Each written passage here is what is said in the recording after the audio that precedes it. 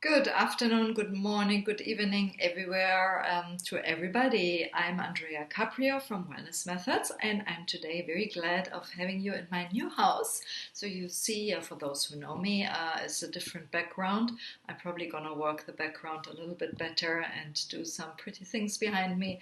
But for the time being, that's my new office. I actually have a beautiful view out in the gardens with a swimming pool, and I'm very happy to be here. It's such a change, and I actually realize how important the environment is. Very often we don't realize it. We might be in a place we're not feeling that comfortable. We actually were in a place that felt tight. It was a bit small, a little bit crowded, and especially very, very dark. And that did affect us, my husband and I. And we moved to a place which is full of light. It's beautiful. It's much bigger. So obviously that does it affects as well.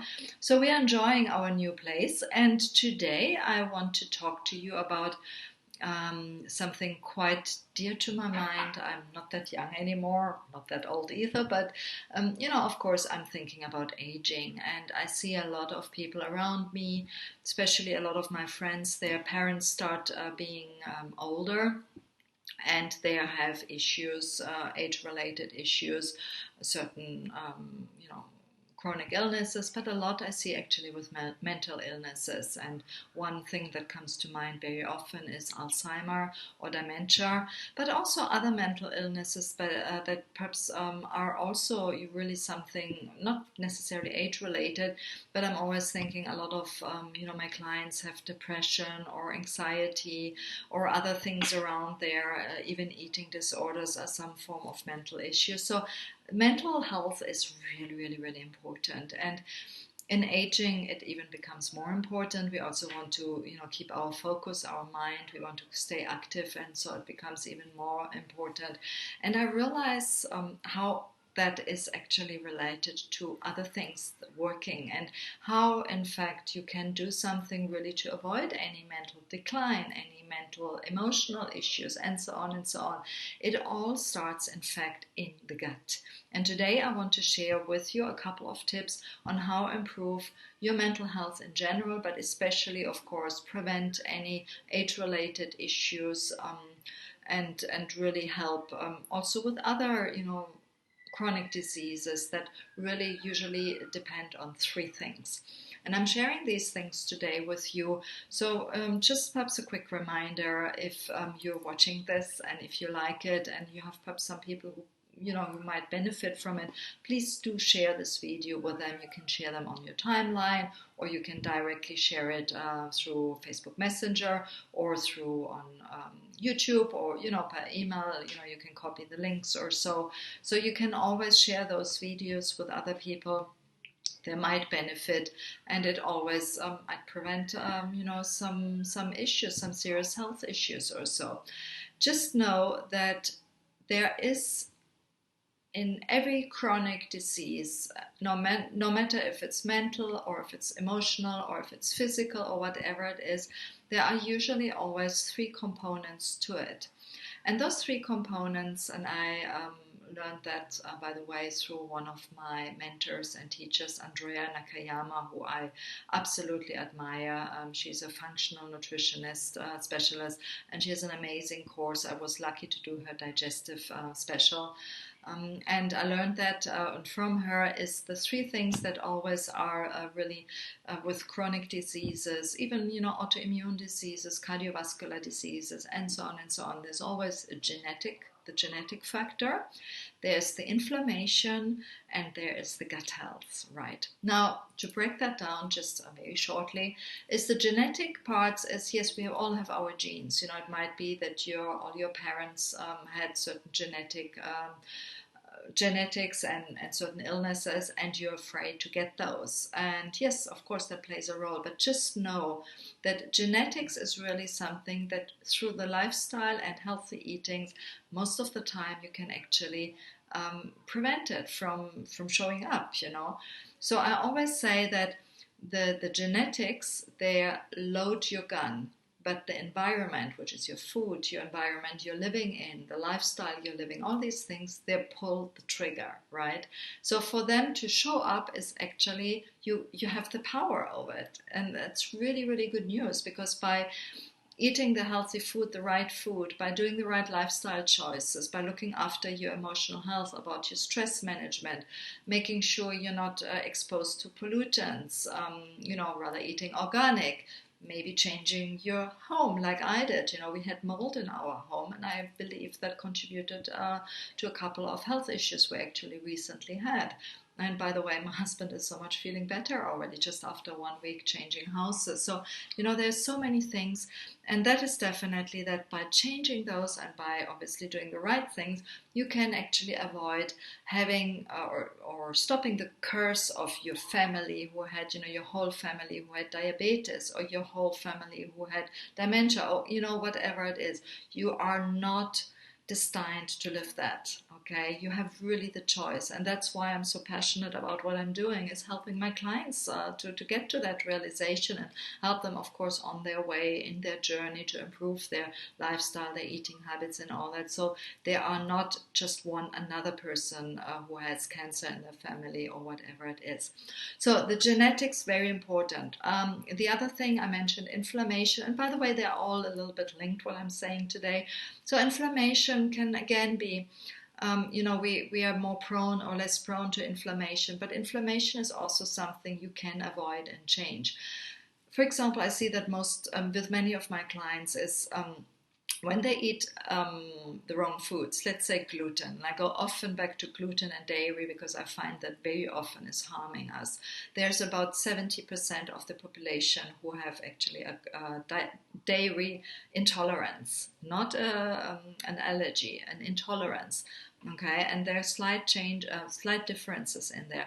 So when you have that, and you continue eating dairy your whole life, or if it's gluten, you eat gluten your whole life, it's like poison. If your body cannot tolerate, your digestive system cannot tolerate certain items, and they can be healthy items as well.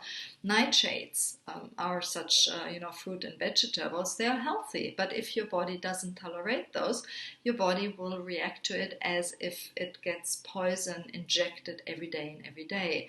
And the response to it is usually inflammation. Now, if inflammation is getting too much, eventually our immune system reacts, and that can lead to things like autoimmune diseases, by the way. Very much linked to your gut, very much linked to leaky gut. So you want always to look around these things and check, do I have inflammation in my body, and what can I do to reduce it? And of course, food is one of the things, but there are a lot of things. Stress causes inflammation, right? So if you have constant stress and your inflammation levels are high, most likely you will have some reaction in the form of illness, chronic illness, mental issues, fatigue, brain fog, or whatever it is, And of course, if you continue doing that through your life, the chances are that you're fine when you're 20, you're okay when you're 30, you might feel a little bit something offish when you're 40, but when you reach your 50s, your 60s, your 70s, eventually things show up, right? I'm now 53, and I want to be careful. I had a little bit things, and that, by the way, some of I had some issues happening, and I realized the food was actually one of the things. That's how I became nutrition coach, when I realized how much food, actually the bad food, the wrong food for me, impacted my health negatively, and when I changed that, how much better I felt. So it's definitely something to look at, inflammation. And the last one is gut health. And I want to give you a couple of tips later on how to improve your gut health, and with it all the other things as well, by the way.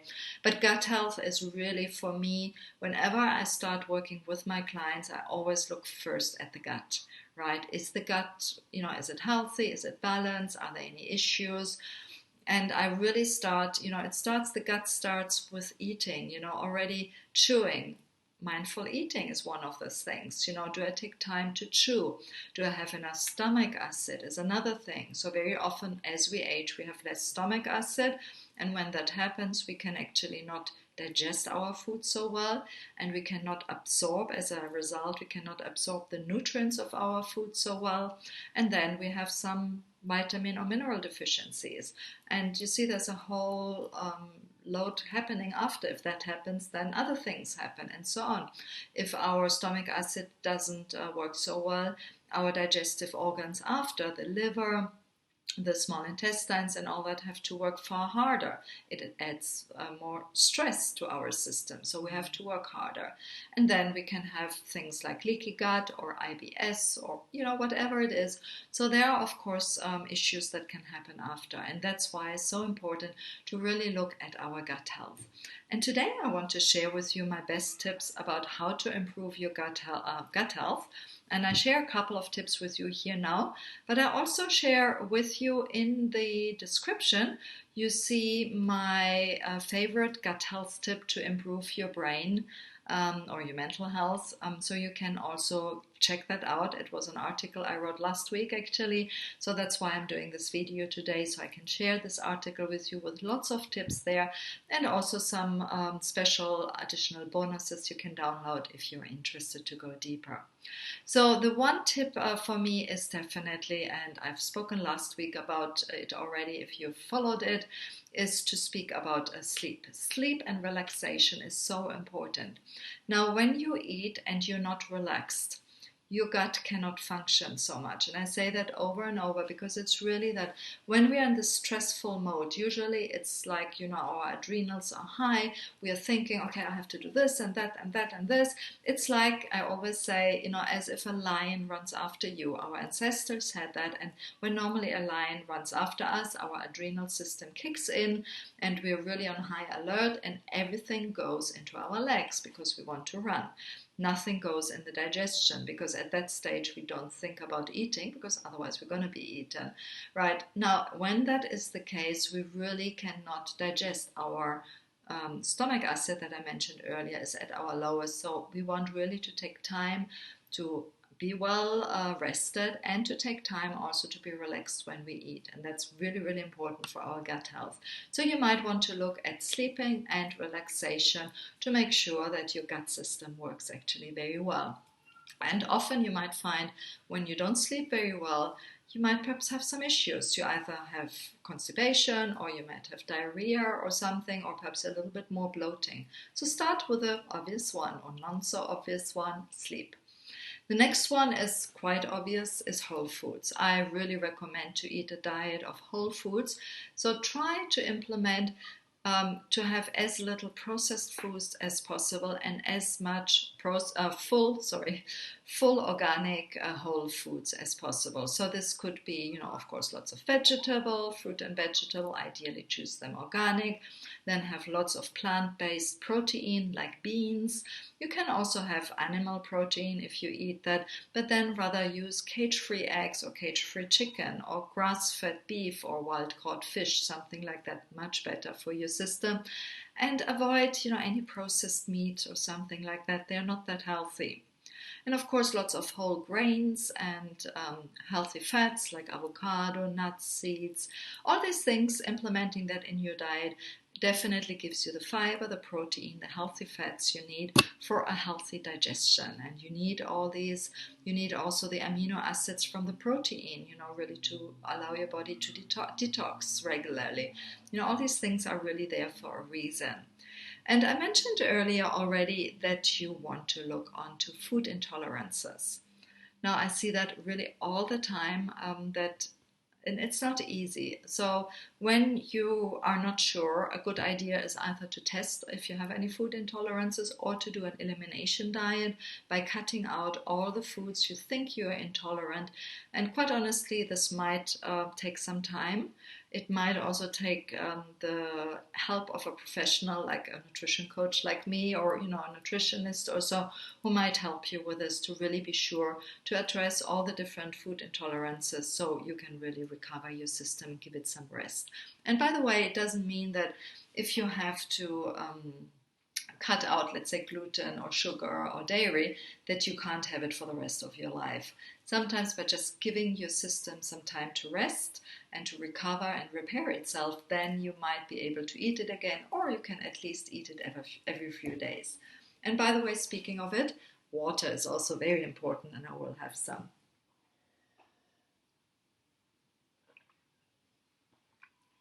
Right, I'm talking too much, so I'm getting thirsty. And I have almost my water here, so it's really, really important. And the last point on my list for really improving the gut and helping you with mental health and with healthy aging is to make sure you have enough probiotics and prebiotics included. You might have heard about the healthy bacteria and the unhealthy bacteria. So we have in our gut billions and billions of bacteria. Actually, we have more of this than cells, okay? So very important to have a good amount of good bacteria and not so many bad bacteria. We need them. We need both of them, and we always have both of them. I mean, it's impossible not to have any bad bacteria, but we want, of course, not to have too many bad bacteria because they take over and they make our gut health not so healthy. And by the way, just for your information, your immune system is done about 70% in your gut, and your serotonin is also mostly fabricated in your gut.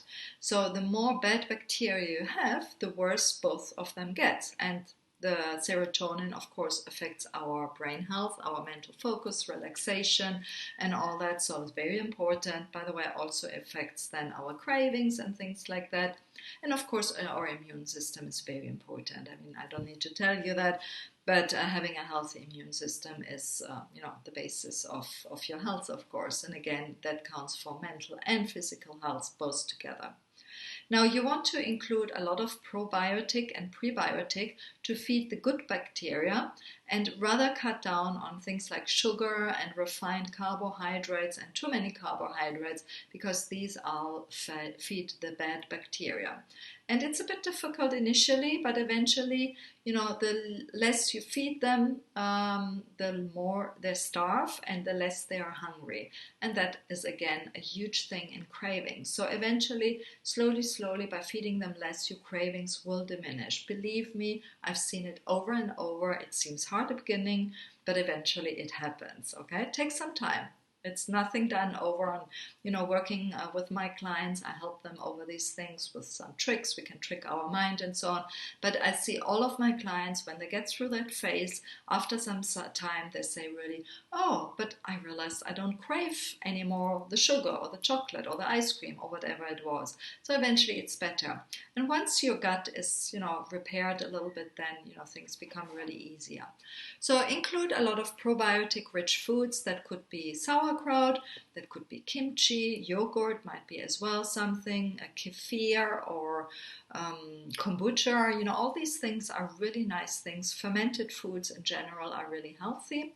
You might also add some supplements, probiotic supplements. And remember, prebiotics are also very good. Top of my list are Jerusalem artichokes, but you have also like starchy vegetable and green vegetable and all this, they all have prebiotics. So the fiber in there actually feeds your gut bacteria in a good way. So these are the tips I wanted to share with you. I hope they are helpful. Please leave your comments. Any questions, leave them here in the comment section. I will, of course, even get back to you, even if it's after the replay. If you're watching the replay, I will still check it out and give you some feedback there. I would love that you share this video with other people if you find it useful. And of course, tune in next week. I will, I have usually every week a video here, so it would be great to see you around next week. Leave me any questions here. And my name is Andrea Caprio from Wellness Methods. I hope you enjoyed that, and I thank you so much for joining me today. And make it count. Just take the time now and perhaps take one tip and write it down and take some action on it. And remember, here in the description is actually the link to the article, so you see a summary of all the things I mentioned today, and you can just follow up and go a little bit deeper. Thank you so much, and have a lovely day, and have a good gut healing.